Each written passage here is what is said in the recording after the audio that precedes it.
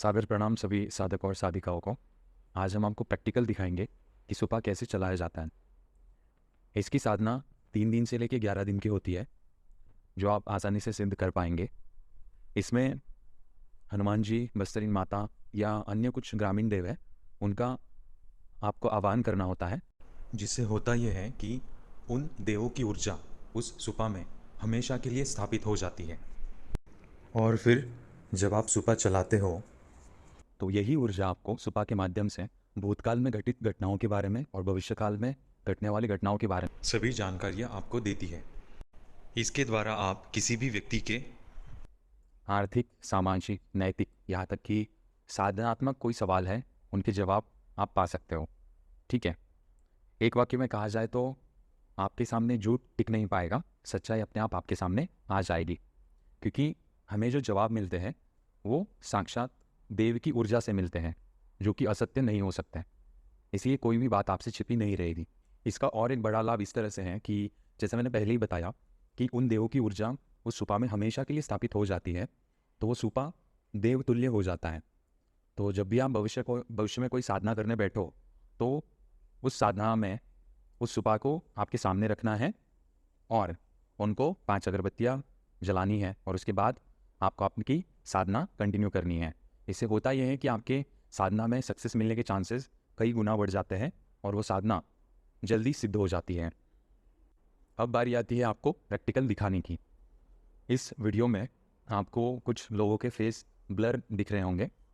Actually उन लोगों ने हमसे रिक्वेस्ट किया था कि हमारा चेहरा सोशल मीडिया पर हमें नहीं दिखाना है।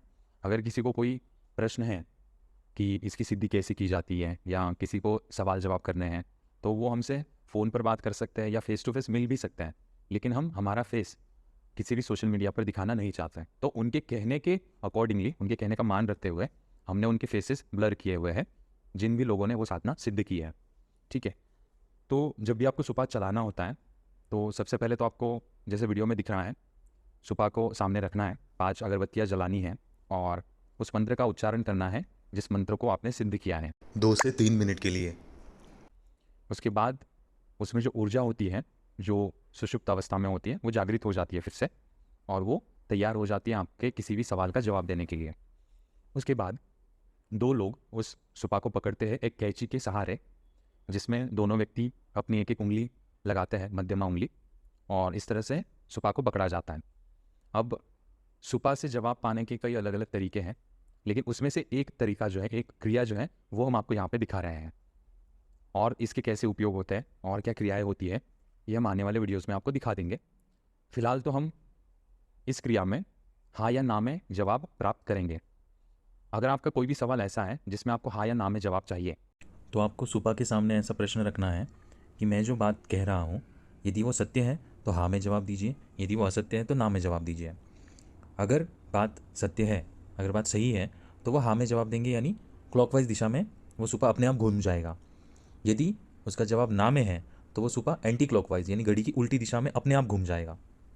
इसी तरह से अन्य भी क्रियाएं होती हैं सुपा पर, जो हम आपको आने वाले वीडियोज़ में प्रैक्टिकल करके दिखा देंगे। अगर आपका भी कोई सवाल है तो आप हमसे पूछ सकते हो, जिसका जवाब हम आपको निःशुल्क दे देंगे। उसका कोई भी शुल्क नहीं होगा।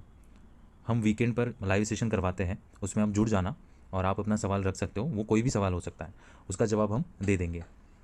ऐसी जानकारी के लिए बने रहिए चैनल पर। मिलते हैं नेक्स्ट वीडियो में।